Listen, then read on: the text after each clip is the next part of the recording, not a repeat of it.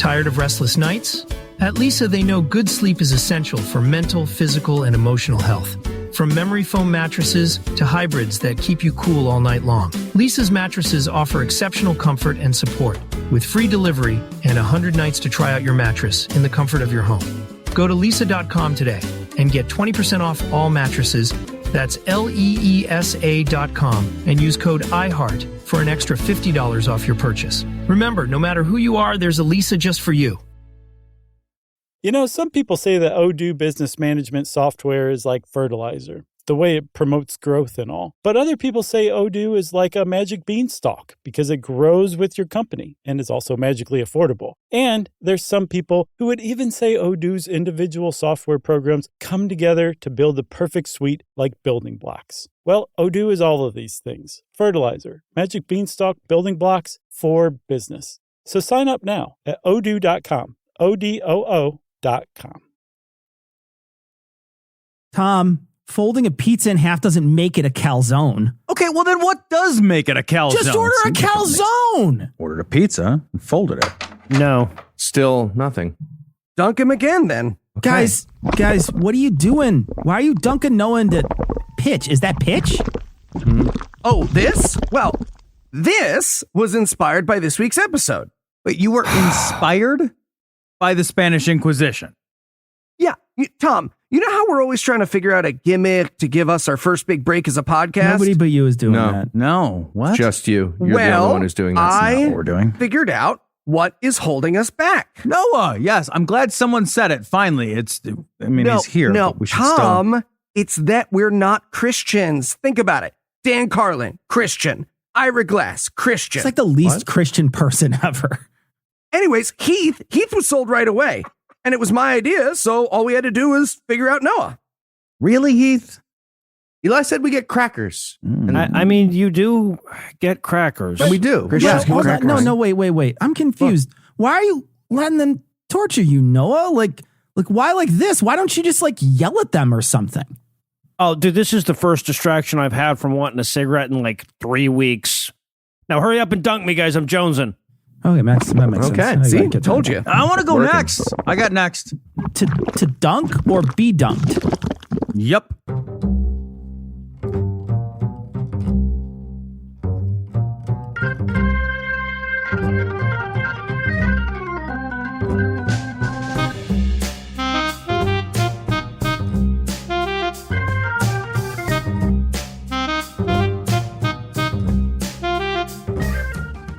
Hello and welcome to Citation Needed, the podcast where we choose a subject, read a single article about it on Wikipedia, and pretend we're experts because this is the internet and that's how it works now. I'm Cecil, and I'll be introducing the Ministry of Silly Walks tonight. First up, a master of the false shuffle and a guy who hates ancient Rome, Eli and Tom. How else was I going to convince people I wasn't Kaiser Soze, Cecil? Think. Ancient roaming. Never met with a good reception. Also with us, two fellas who love to chill out and smoke a jaunt, Heath and Noah. That's just how I stroll, Cecil. A joint. Stroll, roll, joint. walk. I get it. We're still doing it. Boy, aren't we quite the peregrination. Sorry, I had to go last. Somebody had to go last. Somebody's got to go last. Words. Hey, non-patrons, you have your marching orders. Get over to Patreon and join up with those badasses that give us funding to trudge on. We'll tell you how at the end of the show. And with that out of the way, tell us, Eli, what person, place, thing, concept, phenomenon, or event we'll be talking about today. Today, we'll be talking about the Spanish Inquisition. And Noah, you watched old episodes of Flying Circus to get ready for this. Can you give us an idea of what to expect? Nope. Okay, well, that's exactly what you should say. All right. So what was the Spanish Inquisition? Well, the Tribunal of the Holy Office of the Inquisition, or Tribunal del Santo Oficio de la Inquisición, Nope. More commonly called the Spanish Inquisition, was a centuries-long process of Spanish Catholics really fucking meaning it. It was originally established in 1478 by King Ferdinand II of Aragon and Queen Isabella I of Castile, who were second cousins because royalty is gross. When they married, they unified Spain, or, what passes for unification in Spain. I said they're doing a bang-up job on that. Yeah, There's still some work to be done. exactly. And one of the first things they set about doing was ensuring it was sufficiently Catholic. Gross inappropriate touching is actually trademarked by the church, and they pay a lot of money a year to protect that intellectual property. Let me Boy, tell you. don't they. Get on board with the TPP. All right, so the Spanish Inquisition wasn't the first Inquisition or even the only Inquisition game in town in 1478.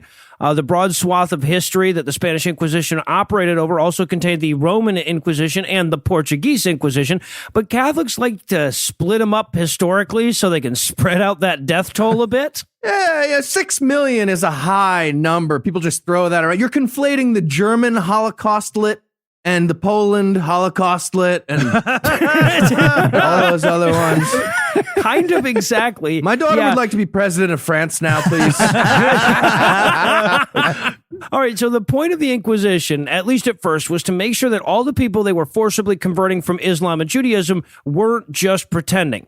Eventually, it would expand its mission to killing pretty much whoever the fuck the Inquisitors thought needed killing, though. That had to be awkward, right? Hey, Juan, can I get my lawnmower back? You've had it for like 3 months. Dude, you're being super Jewish about this. Super Jewish. You know what? It's fine. It's fine. You keep the lawnmower. It is fine.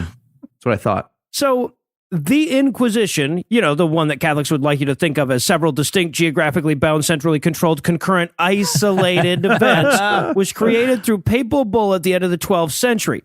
The Pope issuing this particular bull was Lucius III, and his immediate goal was tamping down on some heresy in France, but it quickly turned into a way of the Pope de jure exerting influences on surrounding monarchies, so naturally, the papacy found a reason to set up an Inquisition in every majority Catholic nation. You know, Lucius, it's getting to the point where there's a Rock Donald's on every corner. I love that right now somebody somewhere thought they could manage the optics on torturing and burning people to death through a series of rebranding efforts. Like, really created an extraordinary rendition of the Inquisition. Right? We could spin this. And a Wikipedia article about it. Yeah, we'll get Can you spin it? Now, obviously, the monarchs are going to resist every effort to suborn their authority, but the papacy exerted an insane amount of power at this point in history, so they couldn't resist altogether. So they watered down the Inquisition's power as much as possible, but damn near every Western European kingdom wound up with a tribunal of the Papal Inquisition of some sort, just festering, right? Like just gaining historical precedent like a virus that hadn't quite reached its critical load. Like that red part of the electoral map. We all saw it. Yes, exactly. Yeah. I should point out, too, that there are a couple of reasons why we remember the Spanish Inquisition more than the others beyond just the Monty Python skit.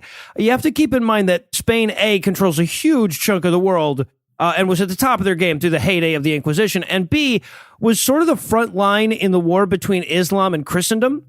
Right, like it tended to swing back and forth as the two religions waxed and waned in power, especially in Europe. Also, worth noting that Spain was real easy to demonize for all the Protestant countries, and they went on to take over the world once Spain got all tuckered out. Yeah, the historical view of the Inquisition isn't so much accurate as it is the rest of the world passing Spain their nipple tongs and then whistling when they thought people might be watching. Yeah, no, right. Yeah, actually, that's really close. You should write a history book, Eli. It's about time. Eli taught in schools. Yeah, It's there you Howard's go. in. Now, Equally accurate. Now, there's no historical consensus on exactly why the Spanish Inquisition got started. Or at least if there is, it's not a strong enough consensus to keep Wikipedia editors from arguing about it. So the wiki lists 9 different hypotheses. I'm obviously not going to go over all of them because it doesn't fucking matter and everybody wants me to get to the torture stuff, but I have to toss out a little of this stuff for context. Yeah, please. I mean, a little bit of foreplay before you break out that gimp mask. That's just polite. That's just... Exactly. So anyway, here's Spain. 2 major world religions rubbing up against each other constantly. See, there's the foreplay. There we go. Exactly, yeah. And by and large, the culture is tolerant about this for a really long time. Muslims had taken it over in the early 700s, but it still had a huge Christian population. And then 500 years or so later, the Christians take it back, and it still has a huge Muslim population. There was also a pretty significant Jewish population. And even as anti-Semitism rose throughout the European continent during the plague years, to the point where England and France literally expelled their Jewish population, things remained relatively calm in Spain. But that's that's relative to literally kicking out the population. So starting in the early 1300s, you see a steady rise of anti-Jewish sentiment that culminates in huge pogroms in several Spanish cities in the summer of 1391. They're just getting all mad. Like, why aren't these Jewish people dying as much as us from the plagues? Is it from like preparing the plague rats and the cheese on different cutting boards? I don't have time for this. Murder! Yeah. So with anti-Semitism on the rise, a lot of Jews chose to do the sensible thing and pretend to believe in somebody else's God until they calm the fuck down. Problem with doing that, though, is that it teaches the bigots that all they need to convince people of other religions to convert is a credible threat of violence. I mean, historically, they're correct. I'm just throwing that. I will fucking kill you if you don't believe my thing. Okay. Shit, I believe it. Believe it. No, God damn it. Now you're just saying that so that I don't kill you. No, really, I totally believe your thing. No, you don't. No, you're just scared because of the killing thing I mentioned. And now that's the point of the threat. And I don't. You know what? I'm just gonna go ahead and kill you anyway. It sends a message. What message? I already said that I believe it. No, too late. You ruined this for me. I hope you're happy. Damn, that is the Spanish Inquisition right there. You guys nailed it in like 10 lines or something. Also Christmas dinner, so it works for a bunch of different takes. All right, so at the same time this religious unrest is bubbling over, you have Ferdinand and Isabella getting married and effectively joining two nations, Castile and Aragon. And like, think about how fucked up that's got to be at this particular point in history. Like, to a certain degree, nation states are kind of a new thing that everybody's still figuring out, and they're trying to lock down uniform legal codes and taxations and all that shit. And then suddenly two kingdoms that are on different tracks towards that end suddenly come effectively together into the same country. Right? So there are a lot of good reasons for the monarchy to have plenty of tools at their disposal to enforce uniformity, especially of religion. Fuck your Hanukkah. We're making a shit log and we're singing the shit log song. For Jesus. Yes. But yeah, like this whole essay came about because I was trying desperately to understand where the shit log thing came from, and I think this might be a part of it. But regardless of why, our story begins when a Dominican friar convinces the queen that there are dangerous crypto Jews in the royal court. That's stupid. See, now we call them the deep state. Okay. Yeah. So they request a papal bull establishing an inquisition in Spain, which Pope Sixtus IV eagerly grants in November of 1478.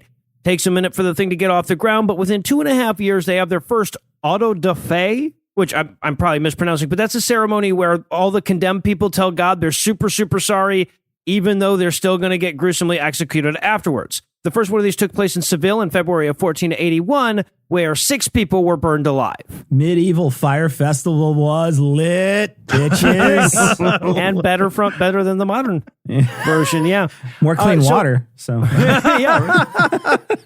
So from Seville, the Inquisition started popping up unexpectedly all over Castile. So by 1482, there were tribunals in 8 cities, and since it would be boring for me to just like list 8 Spanish cities, and since Eli made the mistake of claiming he spoke Spanish the other day, and Latin. Amazing. Yes. we're going to allow him to take a You stab. spoke Latin? Yeah. Yeah, no, and Italian and German. Thank you, Noah. I would love to. First, Ivia. Avila? James Corden. Cordoba? Jane. Jaén? Media in Campo. Medina del Campo? Transylvania. Wow. Segovia is next on the list. Is that what you meant? 6 influenzas. Sigüenza? Toblerone. Toledo. Come on, you And know that one. Valal idiots. And that would be Valladolid, I believe. Great. Yeah, Nailed it. So, Nailed thank it. you. We did it together. Eli, you guys nailed that together. So now the official history of this talks a lot about how the Pope was, just trying his darndest to rein in those out of control inquisitors, and shucks, some of Sixtus's best friends were Jewish. But even after he saw what this was going to be, he issued another bull in 1483 that reaffirmed its authority as part of the Catholic Church, and also named Tomas de Torquemada as the Grand Inquisitor. So Torquemada is basically the main bad guy in this story. He's the one that establishes the practices the Spanish Inquisition is going to follow. And his basic theory on every problem is, well, then torture them better. The Dick Cheney approach. Making them W voters proud. Yeah. If that doesn't work, Now- shoot him in the face. There you go. Yeah. So you thought they were It a was blaze birdshot. orange bear. Then make them apologize to you afterwards. Yeah, you're right. Publicly. Yeah. Now, what we're saying is that Cheney was worse than the Spanish Inquisition. The Spanish Inquisition was bad, but, now, ultimately, the Inquisition would be turned against virtually everybody, but it started off almost exclusively as a device for rooting out secret Jews. Under Torquemada, once somebody was accused of being Jewish, they'd be given 30 days to confess while evidence was gathered against them. And among the evidence listed in this article, by the way, is shit like, quote, the absence of chimney smoke on Saturdays, a sign the family might secretly be honoring the Sabbath, or the buying of many vegetables before Passover, end quote. Just hanging by your ankles over an open flame. Really, Susan, just had to make stew this weekend, didn't you? I'm going to make my famous vegetable stew. Of course, once they'd collected enough evidence that you had an unchristian volume of vegetables or chimney smoke, they still wanted a confession and would use no end of barbarous torture to extract it. Well, now comes the part of our story where we take a quick break so we can prepare ourselves for making fun of some truly horrible shit. So cue the music for apropos nothing.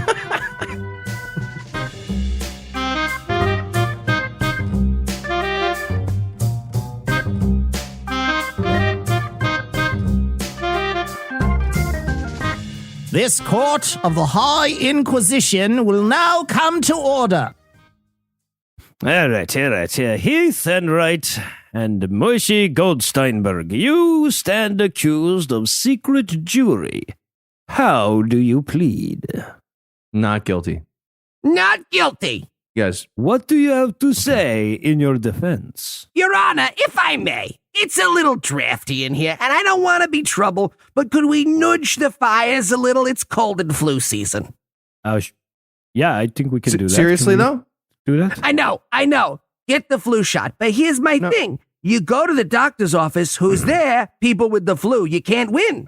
Are you guys seeing this? Are you hearing what's happening? So I Can you- call the insurance company and I say, can I speak to a manager right away? Because I know the first guy that answers the first time, he's not going to be able to do anything for me. But of course, just as soon as I get someone on hold, my mother calls. Okay, come on. And she's losing her mind at me because she's read in the New Yorker that everyone has the measles now and she thinks I'm going to get it. And I say, Ma, I'm getting the flu shot, not the measles shot. She says, well, can you get both? What could an extra hurt? So I, of course, now I got to call them back and I ask them if they can do some kind of 2-for-1 deal. It's a whole thing. I need a whole other person on the phone now. Okay, well, Mr. Goldensteinberg, you seem to have obviously gone through enough this week. You are free to go in God's grace. Oh, thank you so much. Big fan of the Godfella and his kid. Mwah, love him. And Mr. Enright, Yeah. you bought a lot of vegetables on a Friday. Yeah. Yep. Take him away. Seriously? Okay, but that guy is super duper just come on. Super what? You Super know. duper what? You don't I don't just Super what? you know. Seriously? He's obviously never mind. I get Come on.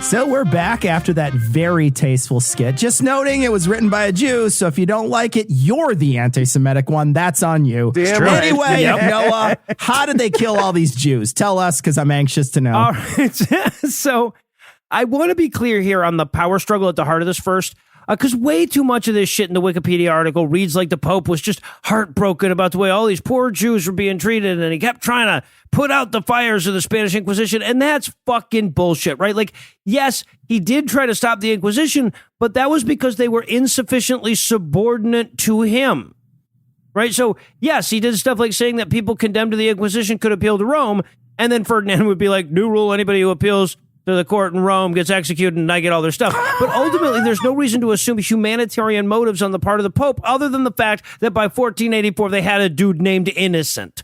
Pope Innocent. The Pope names needed to go. Pope Admission, Pope Contrition, and then Pope Reparations 1 through 25. That's how it needs to go. Pope's Cemetery Fund gets released. Fuck you. Yeah, right. We already did that episode. No, I should also drill down at least a little on the confiscations, because that's a huge part of this story. We tend to focus on the part where the condemned prisoner is set on fire and then screams until they die while other people watch it like it's the playoffs, because how could you not?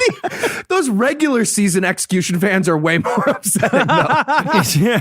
It just sucks to get hurt in the preseason on that one. You're like, I blew it all ahead of time. It didn't even count. Are you keeping Fucks the up the book? whole fantasy league. Yeah, right. But if you were found guilty of secretly Jewing when you were supposed to be Catholicing, the crown would also take all of your property.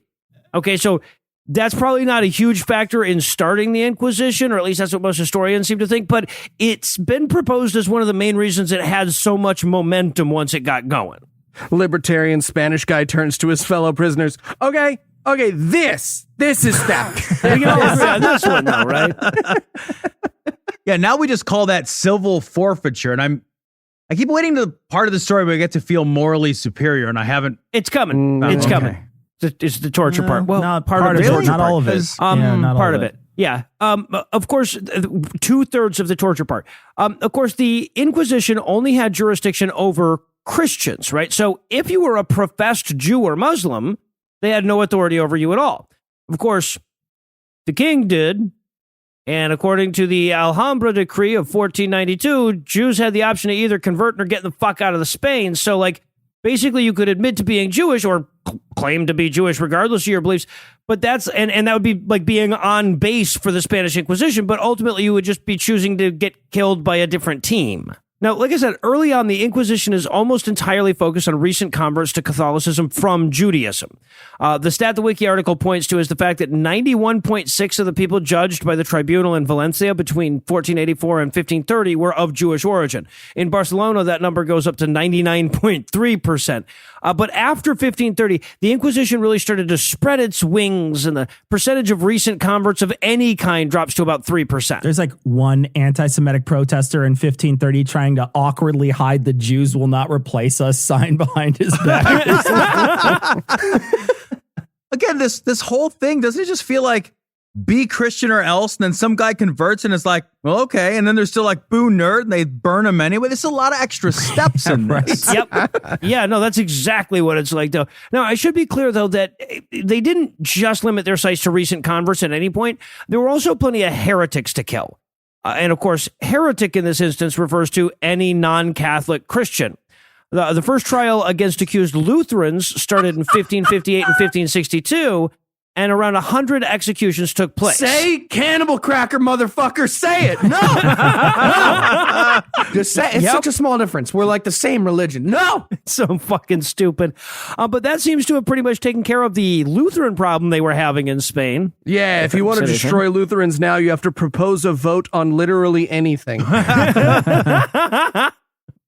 Now, of course, just because there weren't any Protestants left didn't mean they stopped killing people for being Protestant. Of course not. That would be stupid.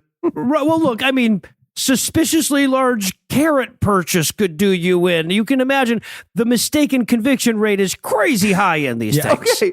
But if I'm being totally honest, I want to know which Americans are buying crazy amounts of carrots. I want to know. All right, but what are you going to do with that information is the What question. are you doing though. with all Yeah, those so- carrots? Just explain. If you're doing something normal, just explain. I don't have to. Okay, so over the last couple of decades That's crazy. of the 1500s, about 200 people were tried for Protestantism. Of course, not everybody who was tried was convicted. Not everybody who was convicted was executed. And not everybody who was executed was burned alive. But some of them were, and that automatically makes it a really high number.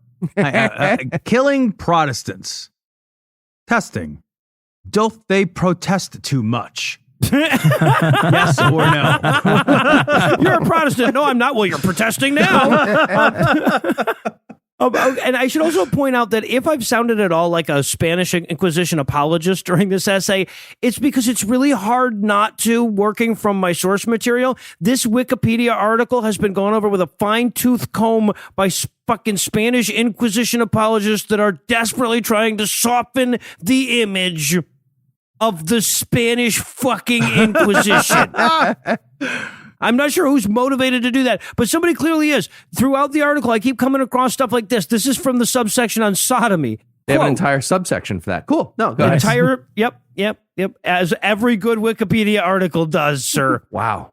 Quote, nearly all of almost 500 cases of sodomy between persons concern the relationships between an older man and an adolescent, often by coercion, with only a few cases where the couple were consenting homosexual adults, end quote. That doesn't seem like it would raise suspicion at all in the Catholic Church. I don't know what you're talking about. Basically ends with "you're welcome." What the fuck are they talking about? Right. Like they seem to feel like they burned way few people alive for consensual sex than you might think is a defense worth fighting to keep on the page. Of course, if you read a few sentences further, you realize that in those cases of the older man coercing the adolescent, they still punished both of them. Jesus. What? Quote, adolescents were generally punished more leniently than adults, but only when they were very young, end quote. Yeah, if only we could take it up with Wikipedia editor B. Donahue 44, whoever he is. We will find him. Like, punish them less. It's like, we burned them alive, but the fires weren't as hot. No, that's worse. Okay, next time, what are your solutions, Alan? Yeah, don't keep coming to me with problems. All right. So the tribunals themselves consisted of a number of different officers. The fiscal is the person in charge of presenting the accusation, investigating the denunciations, and interrogating the witness, as Wikipedia puts it, by the use of physical and mental torture. Just Eli spelling your and your. Okay, I'm a Lutheran. Okay. I'm a goddamn Lutheran. Whatever you want. I don't know. Let's see. We also had the calificadores, which were the theologians that had to watch the accused and try to figure out if they were taking the torture like a real Christian or not, I guess. None of these people are resurrecting. Burn them. Just go ahead and burn them. And there were also three other important secretaries. The Notario de Sequestros, whose job it was to register all the stuff that the crown would get to confiscate if a person was ultimately condemned, and two other people to make it seem like that wasn't the point. Okay, say what you will, but those are good, quality, local jobs. Make the Inquisition great again. They're so close to that and don't know it. So when the Inquisition would arrive in a city, they'd announce their arrival after Sunday Mass with a proclamation called the Edict of Faith that encouraged people to come forward if they thought that somebody in their community wasn't Christian enough or was faking it.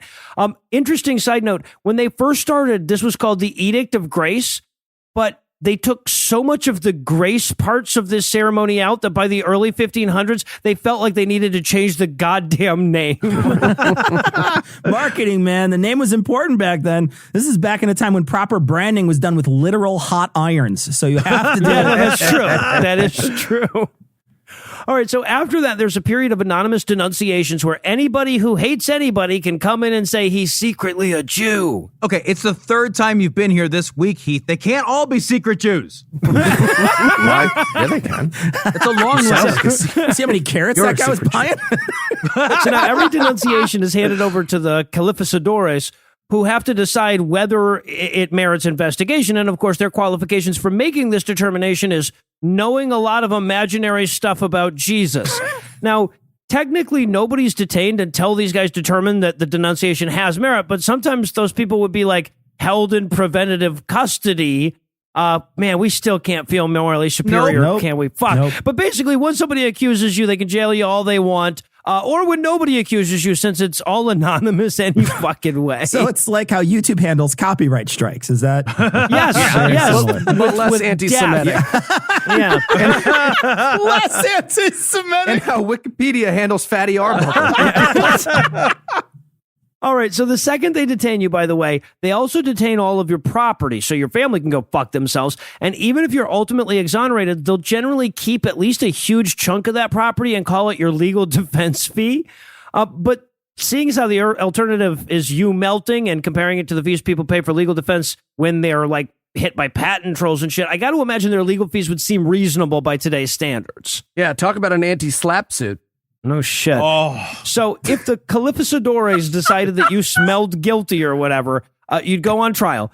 The trial consisted of a series of hearings in which both the denouncers and the defendant gave testimony. The dude acting as the defense lawyer was assigned to you and was a member of the tribunal. His job was basically to just turn to the accused now and again and tell them not to lie. That's about what you get in terms of defense. But, considering the quality of most of your court-appointed attorneys today, this probably sounds a lot like a modern court. So I should add that the whole time the defendant is being questioned, they're also being tortured. Sarah Koenig just sitting in the back. What can we learn from this? We may never know. Who knows? Wait a minute, Noah, just to be clear, they are being tortured during the trial? Yes. That is fucking barbaric. See, now we skip the trial and send him to Cuba. Still don't feel good about this. Not this part. Now, having troubles. The segment on torture opens with the apologist again. Quote, torture was employed in all civil and religious trials in Europe. The Spanish Inquisition was no exception. Its main differentiation characteristic was that... God, I love how wiki editors... Fuck you. It had very strict regulations regarding when, what, to whom, how many times, for how long, and under what supervision it could be applied. You're welcome again. Yeah. Rest of Europe was like, we torture, but not us. Not us. We said, what would Jesus do to torture people? This is serious. Yeah. And by the way, after that, in the article, it helpfully lists the regulations for all those categories. So for when it says, according to the Inquisition rules, you weren't allowed to torture people until you were pretty darn sure they were guilty. And for what, it points out that they weren't allowed to, quote, maim, mutilate, draw blood, or cause any sort of permanent damage. Though there is a very accusatory citation needed tag at the end of that sentence that's been there since June of this year, last year now. And if we ever find out who Wikipedia author G. Pell 47 is, we'll ask him in person. So the rule is you can torture someone any way you want so long as it's possible for them to heal from it. That is a weird hill to die on. It's a perfectly reasonable hill to eventually heal on, Tom. Just go back on the healing hill. You're being a baby. What? Go back on the healing hill. All right, so after a really long series of paragraphs pointing out that England and Russia were also a bunch of evil fucks in the 1500s and Spain was only speeding to keep up with traffic, it eventually details some of the tortures they use. The one that I always think of when I think of the Spanish Inquisition is the strapado. It's where you're suspended from your wrists for a really long time, which doesn't sound all that bad until I point out that beforehand, your wrists are tied behind your back. It sounds like a musical term that would describe that situation somehow. I don't know what that would be. Play the violin as if somebody's being tortured with wrist hangy stuff. I don't know. So visualize that shit, right? So visualize your hands are tied behind your back. You're being suspended by your wrists, and then just imagine they add a bunch of weight tied to your ankles and occasionally pick it up and drop it. They also used waterboarding. Again, make all those W voters proud. But the torture device they most often used, according to some sentences in the Wikipedia article and not adjacent ones, is the rack, which is where you chain the ankles and the wrists and then, pull them ever further apart from one another. Okay, yeah, they're going to break your arms and legs, but not permanently break them. Rub a leech and walk it off, Jew. Jesus. Now, what? Your mom signed the permission slip. Fine.